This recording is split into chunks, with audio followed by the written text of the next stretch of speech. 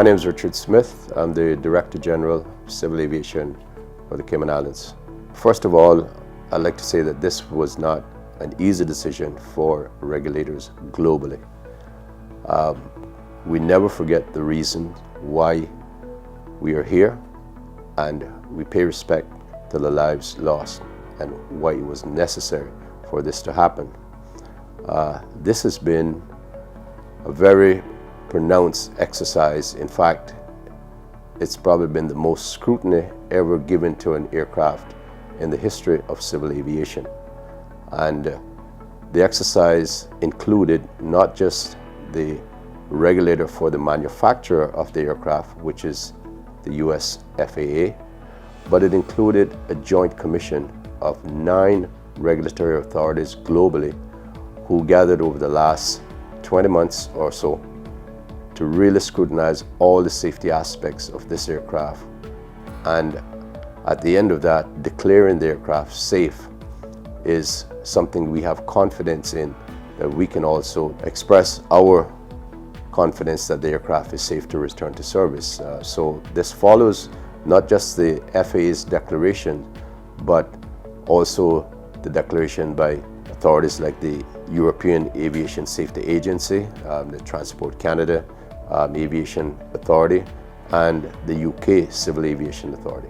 Since the grounding was announced back in 12th of March 2019, the manufacturer Boeing has taken great steps with the FAA's oversight to address these issues. And like I said earlier, the Joint Commission has played part in it, ensured no stone was left unturned, ensuring that all the safety aspects were looked at. Boeing, on their part, kept the industry abreast of all the actions that they were taking. So Cayman Airways, the overseas regulators, there were continuous updates and meetings held by Boeing to give us step-by-step of each step that was taken and what was being looked at. So at all times throughout the last 22 months, we were kept in the loop, not just from the regulatory authorities aspect, but also for the airlines themselves who were operators of this particular aircraft. While the aircraft was grounded, and I would like to point out that the grounding of the Cayman Airways 737 was voluntary on Cayman Airways' part. We must not forget that Cayman Airways was the first airline to ground the 737 MAX.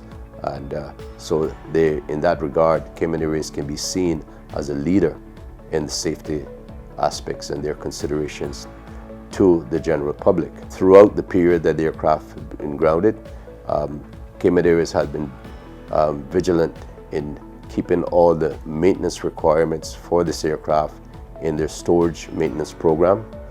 And after the airworthiness directive that was issued by the FAA that would allow the aircraft to return to service, Cayman Airways was in many respects ahead of the game because the actions they had taken prior to the airworthiness directive being issued. So we're at a stage now where Cayman Airways has complied with the maintenance requirements of that airworthiness directive. They have fulfilled the pilot training requirements. They have provided a return to service plan, which they work very closely with the Civil Aviation Authority, and they're now putting that in place. There's some final steps to be taken, such as having the aircraft do some local flights with their pilots.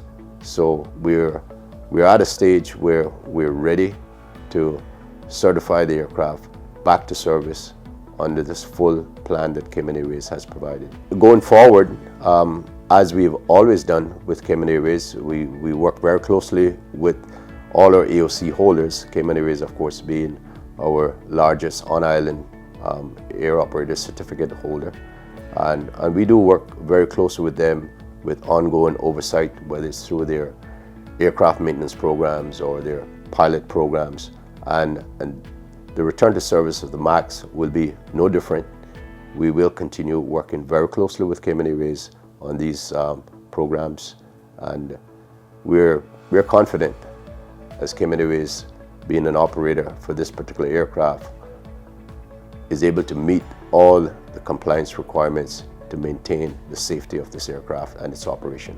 My confidence in the safety of the aircraft is such that I'm ready to be the first to get on board.